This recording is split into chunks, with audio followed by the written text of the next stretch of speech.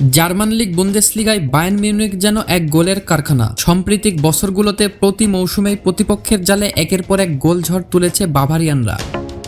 টানা 3 মৌসুম ধরে লিগে 90-এর বেশি গোল করায় নজির গড়েছে দলটি। চলতি মৌসুমে সেই ধারাবাহিকতায় অটুট আছে।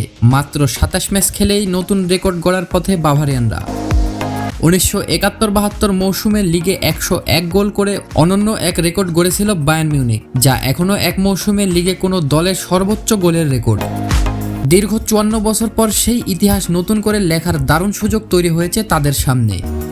চলতি মৌসুমে এখনও 7টি ম্যাচ বাকি থাকতেই দলটি ইতিমধ্যে করে ফেলেছে 97টি গোল, অর্থাৎ বাকি ম্যাচগুলোতে মাত্র 5 গোল পেলেই নিজেদের গড়া সেই কিংবদন্তির রেকর্ড ভেঙে নতুন ইতিহাস গড়বে বায়ার্ন।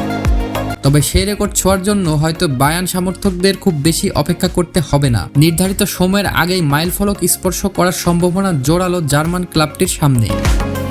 আগামী শনিবার 28 মার্চ লিগের 28তম ম্যাচে ফ্রাইবুর্গের বিপক্ষে মাঠে নামবে বায়ার্ন। সেই ম্যাচে হয়তো 101 গোলের সীমানা অতিক্রম করে নতুন ইতিহাস গড়ে ফেলতে পারে তারা।